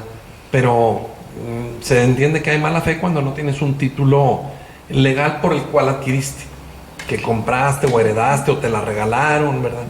A mí mi papá me dijo que yo me quedara con esta parte de la casa y pues la tengo porque mi papá me la dio, ¿verdad? Entonces, híjole, es que esto de veras, que es un mundo, es increíble, pero de lo que me estoy dando cuenta, y créemelo, que se va a oír feo lo que digo, pero yo creía que más o menos algo había escuchado, pues no sé nada, ¿sí? Entonces digo yo, qué tremendo, porque el desconocimiento nos lleva a cometer errores que nos pueden llevar a la cárcel, ¿sí? Y a cometer errores y meter en problemas a nuestros hijos por no hacer un testamento. Claro, por supuesto. Aún en el supuesto caso que tengas todo en regla, simple y sencillamente el hecho de que la transmisión de la herencia no se haga por testamento, sino a través de un procedimiento judicial, ya implica para los herederos un problema. Cuando no hay testamento, tienes que promover forzosamente un juicio sucesorio intestamentario o intestado. Como su nombre lo indica, es un juicio. No lo puedes hacer tú directamente, tienes que contratar a un abogado para ello. Y requiere recursos. Necesitas presentar una demanda, presentar las pruebas, ir a las audiencias que te establece el juez, presentar tus testigos y realizar una serie de requisitos que establece la ley para determinar un intestado. Un intestado está compuesto, un juicio sucesorio intestamentario está compuesto de 4 secciones. La primera sección es la relativa a la declaración de herederos y nombramiento de albacea. Eso te lleva a un trámite judicial previo que puede tener varios meses y que puede generar un problema a la hora que los herederos se tengan que poner de acuerdo para designar un albacea. El albacea es el representante de la sucesión, es el que va a realizar todos los trámites para aplicarle la herencia a los herederos. Cuando hay testamento, el testador designa su albacea en el testamento, independientemente de que él quieran o no los herederos. Puede inclusive el testador, cuando hace su testamento, designar a una persona ajena a la herencia. Serán mis herederos mis hijos, pero mi albacea va a ser mi hermano, por ejemplo, ¿verdad? ¿El albacea, cuál es la función del albacea? El albacea es un liquidador de la sociedad, de la sucesión. Es un liquidador del patrimonio hereditario. O sea, el que va a vigilar que lo que dije yo se aplique textualmente. Es el encargado de ejecutar los derechos y obligaciones que quedaron pendientes a la muerte del testador. ¿Qué derechos puede tener el testador? Pues derechos de crédito. En el caso de los arrendamientos, por ejemplo, el fallecido puede haber tenido inmuebles en renta. La renta se sigue generando a pesar de que haya muerto el arrendador. El único facultado para cobrar los arrendamientos pues es el albacea. En alguna ocasión o en varias ocasiones, este caso se me ha presentado y llegan los arrendatarios, los inquilinos, y me dicen: oiga, licenciado, es que ya van 3 diferentes hijos del arrendador que me van a cobrar la renta. ¿A cuál le pago? Pues no le pague a ninguno. Usted le va a pagar al que se acredite como albacea, que puede no ser hijo del arrendador, ¿verdad? Fíjate. Entonces, bueno, esos son los derechos. Estamos poniendo un ejemplo simple: el derecho de crédito a cargo de la persona fallecida. Pero a aquel fallecido también, a su fallecimiento le quedaron inconclusas algunas obligaciones por cumplir, como el pago de deudas que pudo haber tenido la persona que falleció, entre otras. Entonces, al morir la persona, ya no es sujeto de derechos y obligaciones como una persona, pero su patrimonio, que quedó vacante cuando muere la persona, el patrimonio sí es sujeto de derechos y obligaciones, y el albacea es el que los va a ejecutar, va a ejercer los derechos y a cumplir las obligaciones. Una de las obligaciones al fallecimiento pues es repartir la herencia, y eso lo va a hacer el albacea, ¿verdad?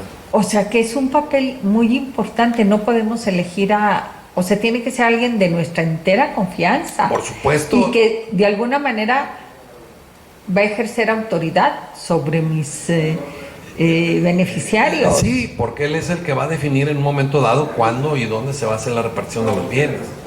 Entonces, la ley establece plazos, ¿verdad? No puede quedar así al arbitrio. A ver, dentro de 3 años, sí, dentro de... Hay plazos. Pero ya hace rato nos hablabas que hay cosas que ni para qué pongamos en un testamento, porque ni validez tienes. Yo quisiera de inmediato, me estoy acordando, sí. No sé también si sea cierto o no, pero creo que nuestras cuentas bancarias ya no deben ir en testamento, o sí deben ir en testamento, o qué sucede. Bien, son 2 cosas. Ahorita vamos a ver qué condiciones se pueden poner en los testamentos. Las cuentas bancarias indebidamente no son objeto ya de una disposición testamentaria. Hubo una reforma a la Ley de Instituciones Bancarias y Auxiliares de Crédito por la que se definió que los saldos que hubiera en una cuenta bancaria se entreguen a los beneficiarios que señalados. No siempre nos preguntan a quién dejó de beneficiar. Sí. Y que además no tiene ninguna formalidad. La designación de beneficiario la haces en una tarjetilla que te pasan a la hora que vas a abrir la cuenta. En ese momento no sabes ni reflexionas quién puede ser tu beneficiario. Yo tenía una cuenta de muchos años en lo que era el Banco Internacional del Norte, que luego pasó a HSBC, tuvo otro nombre en medio, no me acuerdo ahorita cuál, pero yo tenía con esa cuenta de cheques como 20 años, y en alguna ocasión por algún motivo fui a revisar la cuenta aquella, y yo tenía de beneficiario a mi hermano. Dije, bueno, ¿por qué mi hermano? Yo no me acuerdo haberlo puesto. Ni siquiera me acuerdo. Porque, a ver, a quien debía haber designado de beneficiario era mi esposa y mis hijos. A lo mejor en aquel momento todavía no había nacido, pero ni te habías casado. No, sí, ya te habías... ya voy a ya no. Ya ando cerca de las bodas de oro, Pilar. Sí. Entonces, bueno, ya estaba casado en ese entonces, pero dije, bueno, ¿Por qué apareció mi hermano como beneficiario? ¿De dónde lo sacaron? Pues sí, a lo mejor yo lo di de alta hace 20 años, pero bueno, pues lo actualicé. Pero a lo que me repito es a que cuando señalas beneficiario, lo estás haciendo como para cumplir un requisito administrativo para abrir una cuenta. No haces conciencia. Y no estás pensando precisamente en la transmisión de tu patrimonio. Que es el que se va a quedar con la lana, tal cual. Exactamente, así es. Entonces, pues esto genera muchos conflictos porque luego al testador se le olvida mencionar, se le olvida que tiene sus cuentas bancarias y designa universales herederos. Vengo a designar como mis universales herederos a mis hijos que me heredarán por partes iguales. Estoy creyendo yo ahí con esa designación, pues que ellos van a recibir entre todos mis bienes también mis cuentas. Pero resulta que en la cuenta está mi hermano, entonces pues ya no van a recibir aquel patrimonio, cuando luego a veces las cuentas son los bienes más cuantiosos de las herencias. Y luego también hay que decir una cosa, no siempre nuestros herederos saben de nuestras cuentas bancarias. Además, sí. Sí. Ahí que se da el caso de que luego los herederos andan buscando quiénes son, en qué bancos pudo haber habido cuentas, y necesitan una constancia con la que se acredite que el posible titular de la cuenta ya falleció y que él, el que anda investigando, pues es heredero o albacea de la sucesión. Porque si va a ver si don Juan tenía ahí una cuenta, pues nunca lo van a atender. No, nunca le van a decir. Su calidad de albacea y que anda verificando si hay bienes de este tipo en algún banco. Híjole, o sea que eso se cuece aparte, lo de los bancos. O sea, sí, esto vamos viendo. El testamento es para mis bienes, mis propiedades. Todos tus bienes. Todos mis bienes y propiedades, sí. Bienes muebles, inmuebles. Sí. Lo del banco, activos y aparte, pasivos. Activos y pasivos. Ahora, ¿qué más o qué no podemos poner en un testamento? Mira, en un testamento no se pueden poner algún tipo de cláusulas. Por ejemplo, hay una cláusula específica que dice que en un testamento no puedes poner la condición de tomar o dejar estado. ¿Esto qué quiere decir? Que para que puedas en un momento dado ser heredero, te tengas que casar o divorciar. Yo quiero que para que mi hijo sea heredero se divorcie de la mujer. Eso no la puedes poner, y aunque la pongas no produce efecto. O al revés, tomar estado. A ver, si mi hijo quiere ser heredero, que se case con fulana. No, sí, a lo mejor no con fulana, pero simplemente que se case. A lo mejor aquel hijo no quería casarse. Y también a tomar o dejar estado se equipara el hecho de profesar alguna religión. Yo quiero que mi hija salga de monja para que reciba la herencia. Porque si sigue de monja, la herencia que le doy se la van a quedar las religiosas con la herencia que le estoy dejando a mi hija, ¿verdad? Uh-huh. Entonces, esta condición de tomar o dejar estado no se puede poner. También es muy común, nosotros, nuestra cultura nos hace ser apegados a los bienes.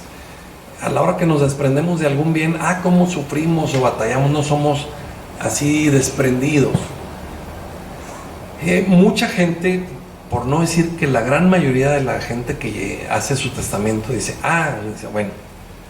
les voy a asignar como herencia la casa con la condición de que nunca la vendan, ¿verdad? Entonces este es un candado que se le está poniendo al derecho de propiedad. El derecho de propiedad, que es uno de los principales derechos tutelados por nuestras leyes, no le puedes poner esta restricción, porque ¿de qué le va a servir aquel bien?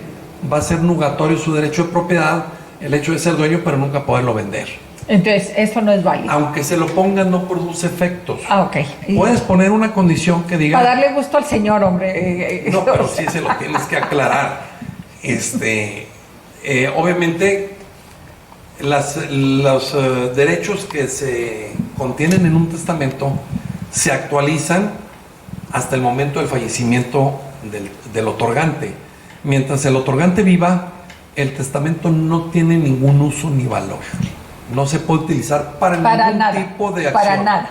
No puedes decir, oye, vengo a que me prestes una cantidad de dinero, mira mi papá me va a dejar su casa. Me va a dejar su herencia. Oye, y por ejemplo, también he oído eso de que, por ahí he oído eso, de que si mis hijos no se ponen de acuerdo, no pueden vender la propiedad.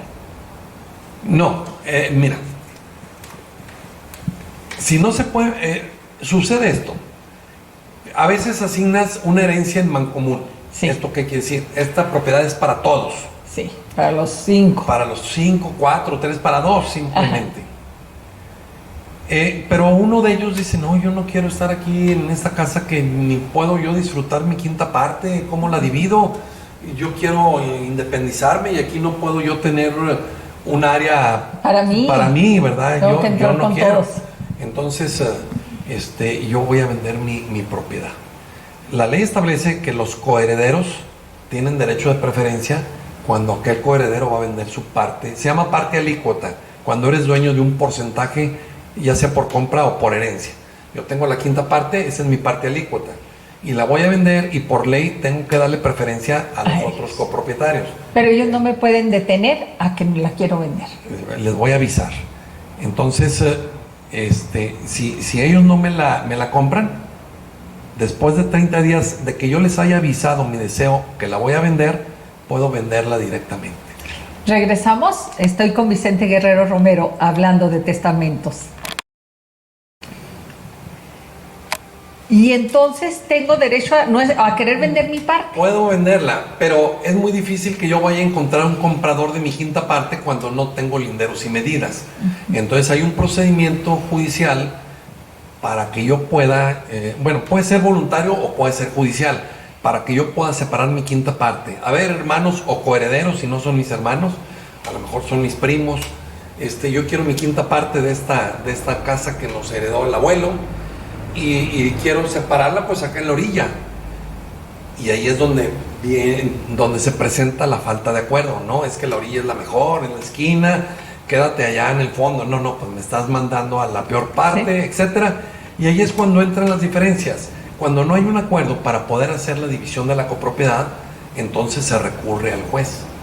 Juez, queremos dividir la copropiedad, quiero sacar mi quinta parte, pero mis copropietarios ya no son coherederos. Mis copropietarios no están de acuerdo, entonces vengo y te presento este proyecto de partición para que lo apruebes. El juez le va a citar a los otros copropietarios y les va a decir, oiga, Vicente Guerrero se quiere separar de la copropiedad y este es el proyecto que presenta. Entonces ellos van a venir a decir, no, este es el otro proyecto, que no se quede aquí, que se quede acá. Este es el proyecto que nosotros queremos que se aplique para que él se pueda separar. No, pues yo no estoy de acuerdo porque me están mandando hasta la cocina sin ningún acceso.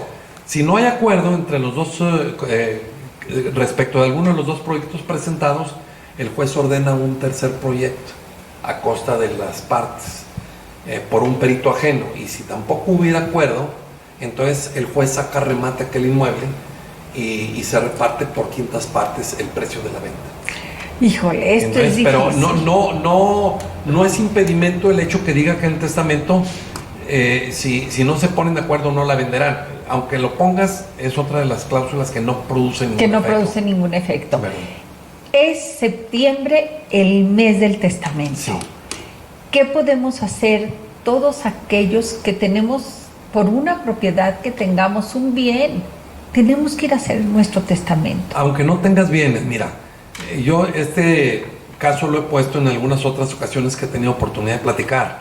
Yo tuve en alguna ocasión, no recientemente, hace un par de años, una pareja, eran esposos muy jóvenes, iban a cumplir 40 años, 30 y tantos años tendrían, y fueron a hacer su testamento. Entonces les pregunto cuando estoy platicando con ellos antes de empezar a su elaboración. El testamento es un acto personalísimo, no se puede hacer en grupo, ni se puede hacer en una sola escritura el testamento de 2 o más personas. Pero a veces el matrimonio platica con el notario para conjuntamente explicarle qué es lo que quiere. Y en esto estaba yo platicando con ellos, y les pregunto por sus hijos. Sí, tenemos 2 hijos, uno tiene 7 años y el otro tiene creo que 8, eran 7 y 5 o 6 y 8. Ajá. Eran una cosa así, 3 años de diferencia. Niños muy chicos. Pues ellos serán sus herederos. Me imagino que van a ser sus herederos. Sí, pues ellos que sean nuestros herederos. ¿Van a repartir su herencia de alguna forma en especial o los vamos a designar como herederos universales? No, licenciado, es que no tenemos nada nosotros. No tenemos ningún bien. Y entonces, ¿cuál es el propósito del testamento? Mire, licenciado, yo soy agente viajero y mi esposa me acompaña en todos mis viajes. Entonces tenemos muchos riesgos, ya hemos sufrido algunos sustos fuertes. Los papás de ella y mis papás ya son personas mayores, son personas de más de 70 y 70 y tantos años. Si algo nos llegara a pasar a mi esposa y a mí, ellos no van a poder estar pendientes, porque de acuerdo con la ley, si faltamos nosotros, la patria potestad va a recaer en los abuelos. Y ni los papás de mi esposa ni mis papás van a tener la capacidad, las fuerzas y la interés de estar pendientes de la formación de los niños, que si se bañaron, que si hicieron la tarea, que vayan a la junta de padres de familia. O sea, no van a poder ellos darle seguimiento a la formación integral de nuestros hijos. Entonces venimos para designarles tutores a los dos niños, y estos queremos que sean los tutores. Y a mí me llamó mucho la atención porque pues eran, a pesar de ser muy jóvenes, pues eran ya un matrimonio maduro, que sabían exactamente cuál puede ser uno de los usos que se le puede dar al testamento. Entonces designaron como únicos herederos a sus hijos y aparte les designaron tutores para el caso de que ellos llegaran a faltar. Fíjate, qué interesante, porque a mí tampoco se me hubiese ocurrido que hasta eso podías, la tutoría de tus hijos. Así es. ¿Qué sucede cuando alguien fallece y no tiene testamento? O sea, para que viéramos la importancia de tener un testamento. Como te decía ahorita, la forma de transmitir la herencia nada más puede ser de dos maneras. ¿Por juicio? Por medio de un testamento o por medio de una sucesión intestamentaria, juicio sucesorio intestamentario. No hay otro. Hace poco vi una entrevista y alguien decía que había otra forma de heredar. Es incorrecto. Decía que a través de un seguro de vida que tú puedas contratar, que un seguro de vida estás heredándole al beneficiario una cantidad, no es una herencia. El seguro de vida no necesariamente se puede contratar hasta el fallecimiento. La gran mayoría de los seguros sí se contrata. Pero un seguro de vida no es un bien patrimonial.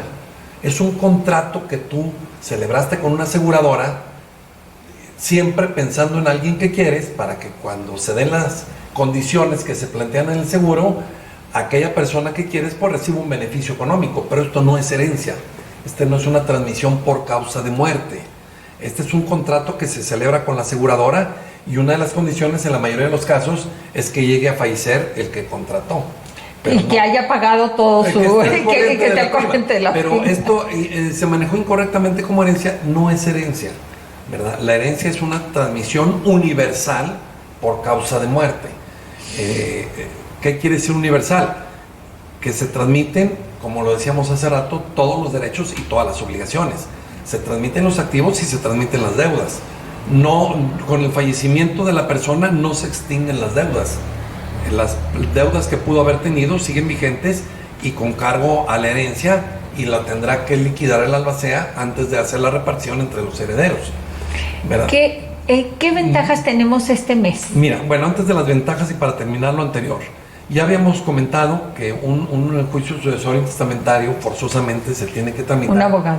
A través de un abogado en un juzgado, tiene que agotarse las secciones. Ahorita mencionamos nada más la primera sección de declaración de herederos y nombramiento albacea, y donde pueden surgir problemas a la hora de hacer la designación del albacea, lo que no sucede en el testamento porque ya el testador lo designó. Y gústeles o no a los herederos, el albacea designado en el testamento es el que va a ser el albacea. Luego en el intestado hay una segunda sección que tiene que levantar el albacea. Es una sección de inventarios y avalúos de los bienes de la sucesión. Tiene que presentar el proyecto para que todos los herederos revisen aquel inventario y manifiesten lo que es su derecho convenga. Pero y andar buscando a ver dónde... Y hacer el inventario y contratar al perito que diga cuánto vale aquel inmueble. Luego, una tercera sección de rendición de cuentas de administración de los bienes de la herencia, para que los herederos las aprueben, que también se presentan con motivo de esta aprobación muchas diferencias. Sí, claro. ¿Y qué le hiciste a la cuota que estábamos recibiendo? Sí. Y ahí dices que fumigaste el rancho y no fumigaste nada, o sea, todo este tipo de situaciones. Y finalmente, en el caso de que no haya testamento, tiene que presentar un proyecto de partición. Los bienes de la herencia, como el testador no dijo cómo se iban a repartir, se van a repartir de esta forma. Y ahí es donde empiezan los problemas graves verdaderos. Y ahí en eso voy a aprovechar. ¿Sigue vigente eso de que el 50% para la esposa y el otro 50% para los hijos? ¿O de dónde lo saqué yo? No, mira, nomás lo dejo pendiente, ahorita te lo contesto, sí. Eso para no desviarnos de los beneficios que implica el tener un testamento. Sí. Este es un trámite de un juicio desusorio, lleva tiempo porque los herederos y el albacea se tienen que sujetar a los tiempos y plazos del juzgado. Ahorita con estos tiempos de pandemia y con la restricción de los accesos que hay, pues los tiempos se han retrasado mucho. Cuando se hace el testamento, la transmisión de herencia por testamento es muy fácil. La puedes hacer si todos los herederos están de acuerdo y son mayores de edad, la puedes hacer en una notaría pública. Es un trámite muy sencillo. Cuando llega a faltar el testador, los herederos se presentan a la notaría. Notario, falleció nuestro padre, mira, aquí está su acta de defunción, este es el testamento en el que nos designó herederos. El notario lo único que tiene que verificar es que aquel testamento que le están presentando sea el testamento vigente, es decir, el único que hizo, o en su caso el último. Y si hubo un último, verificar si en los anteriores se otorgaron con cláusulas irrevocables o no, es decir, si hubo un testamento anterior en el que hubiera reconocido un hijo, por ejemplo. El testamento se registra a nivel local en el registro de testamentos de la Dirección General de Notarías de los gobiernos de los estados, pero hasta hace 18 años, fue en tiempo de Fox, hace 18, 19 años, no recuerdo exactamente, se creó el Registro Nacional de Testamentos. Hace rato me decías que si puedo yo modificar o hacer mi testamento con cualquier notario, sí, aunque no sea el de la entidad. Por supuesto que sí, pero antes de la creación del Registro Nacional de Testamentos, había muchos testamentos que se perdían, sobre todo, por ejemplo, en los casos de viajeros o de habitantes de zonas conurbadas. Por ejemplo, venía gente de Torreón a hacer su testamento en Gómez Palacio. El notario de Gómez Palacio se regula por la ley del notariado del Estado de Durango, y el notario de Gómez Palacio tiene la obligación de registrar el testamento que hizo en el registro de Durango. Entonces hacía el testamento del ciudadano de Torreón y lo registraba en Durango. Y al revés, el de Gómez Palacio iba y hacía su testamento en Torreón, y el notario de Torreón pues registraba el testamento en el archivo, en el registro de Coahuila. Cuando morían estas personas, pues los familiares acuden a abogados o notarios de la entidad, quienes van a buscar en el registro de testamento si hay o no hay testamento, y le van a decir: oye, no, tu papá no hizo testamento. Pues no hizo testamento con un notario de Durango, pero lo hizo con el de Torreón, y el testamento está en Coahuila, en Saltillo, y nunca se dieron cuenta. Hubo un caso que después de varios años, unas personas de Gómez Palacio, después de varios años, habían pasado ya como 6, 7 años, por algún motivo fueron a un trámite en una notaría de Torreón, y el notario dice: pues su papá en aquel entonces acá hizo un testamento, y sacaron el testamento. Ya la persona había fallecido hace como 10 años, y ya se habían repartido la herencia con un juicio sucesorio intestamentario. O sea, se perdían los testamentos. Claro. Entonces ya dije: no, pues así vamos a dejarlo, ya es mucho más caro. Todos estuvimos de acuerdo, ya que así se quede. Que se quede. Bueno, se creó el Registro Nacional de Testamentos. Entonces el notario de la entidad, de cualquier entidad, lo manda ya. Lo manda al registro de la entidad. Yo, como notario de Durango, lo registro en Durango. Todos los registros locales, es decir, estatales, están conectados electrónicamente al Registro Nacional. Entonces, un testamento que se registra aquí a nivel local, en automático el registro local lo replica a nivel nacional. De tal manera que yo lo puedo buscar. De tal manera que si una persona, por ejemplo, hizo su testamento andando de viaje, alguien se accidentó o fue a una intervención quirúrgica en Monterrey y vio que era muy peligroso, hizo su testamento en Monterrey y falleció en Durango, bueno, pues vamos a buscar su testamento en el registro de Durango. No va a aparecer, pero en automático se hace la solicitud del registro al Registro Nacional y entonces el Registro Nacional va a decir, ah, sí, esta persona hizo un testamento con un notario de Monterrey. Okay. Entonces, esto es lo único que verifica el notario, que el testamento sea el vigente y bueno, y que las personas sean los herederos que ahí se contemplan en el testamento. Una vez que esto sucede, se levanta una escritura en donde se menciona que todos los herederos están de acuerdo con el testamento y que reconocen a la persona que fue designada albacea. A partir de este momento, el notario tiene que hacer una publicación de un aviso. A lo mejor lo han visto en la sección de los edictos. Hay un aviso que dice, Vicente Guerrero avisa a la comunidad que se está tramitando el juicio de Pedro López. El testamento, bueno, no juicio. Que se está tramitando el testamento de Pedro López en la notaría. ¿Esto para qué es? La ley establece como obligación que una persona que va a otorgar su testamento mencione a los parientes más próximos que pudieran tener derecho a la herencia si no hubiera testamento. Los parientes más próximos son los del primer grado. Ahorita no vamos a meternos al análisis del grado, nada más vamos a mencionar que los hijos son los parientes en primer grado en línea recta descendente. Los padres son los parientes en primer grado en línea recta ascendente. Y el cónyuge, que en realidad no es pariente, se finge que hay un parentesco de primer grado por afinidad o matrimonio. Entonces, cuando una persona llega a faltar y hay padres, hijos y cónyuge, los tres parientes tienen derecho a la herencia, no por partes iguales. El mismo código establece cómo se van a repartir la herencia entre todos ellos cuando no hay testamento. El aviso que publica el notario, a ver, el testador puede disponer de sus bienes como él quiera. Esa es la gran ventaja, sí, cuando lo hace por testamento. Yo en alguna ocasión hice un testamento para los perros, ahorita más adelante te platico, pero hay que contestar primero eso, el 50% que me preguntaste. El testador dispone cómo va a repartirse sus bienes y no necesariamente los bienes tendrán que ser para los hijos. A lo mejor hay hijos ingratos, a lo mejor hay ahí alguna situación de diferencia o de distanciamiento. Él decide. Y a lo mejor puede querer que su heredero sea una institución de beneficencia, el hogar de ancianos, el Instituto de Niños con Cáncer, el hospital, etc. El aviso que estamos mencionando dentro del procedimiento de la adjudicación de la herencia por testamento, el testador tiene nada más una obligación.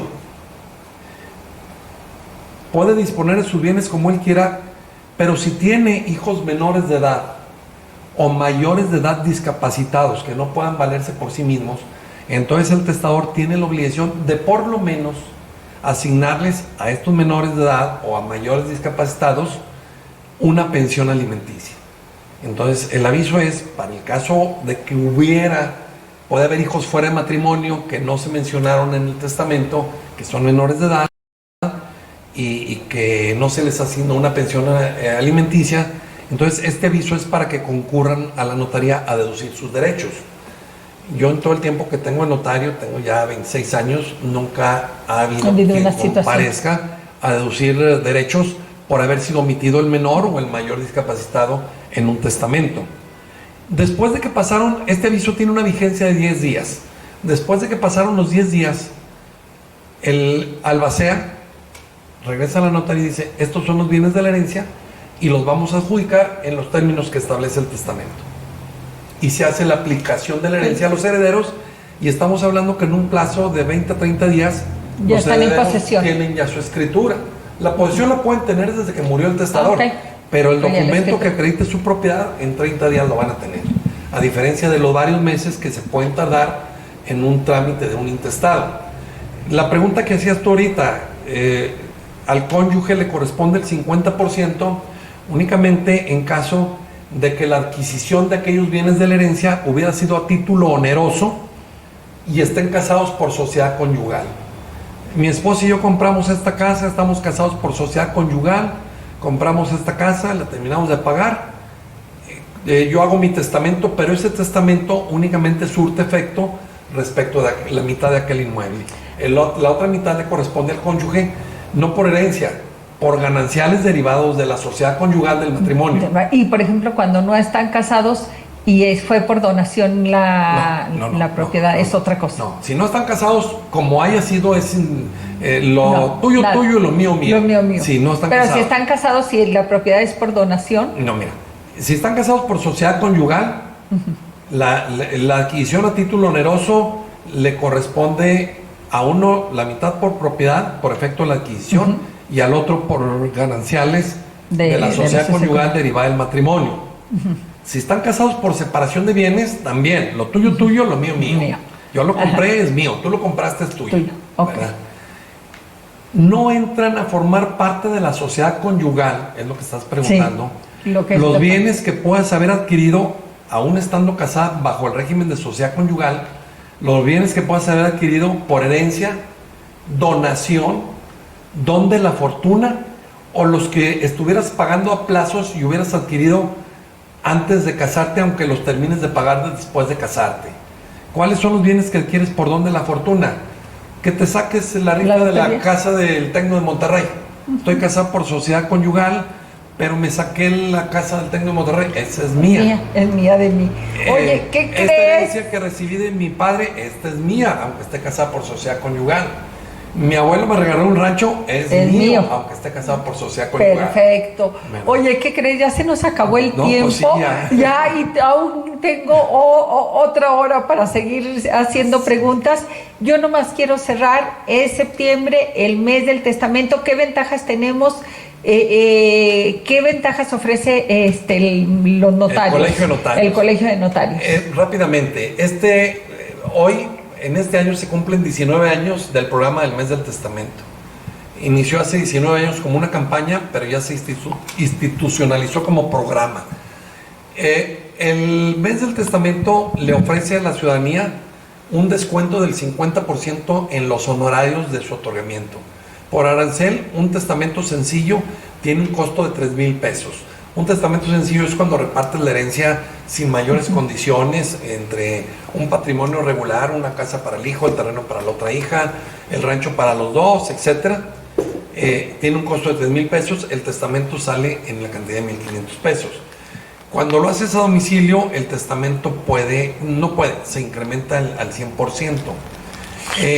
Y si es un testamento complicado en donde se establezcan condiciones, que mi hijo recibirá la herencia hasta que cumpla mayoría de edad o hasta que se reciba, o se instituye un fideicomiso, o se pone una condición de que uno de los herederos le transmita al otro un bien para que luego aquel heredero reciba la herencia.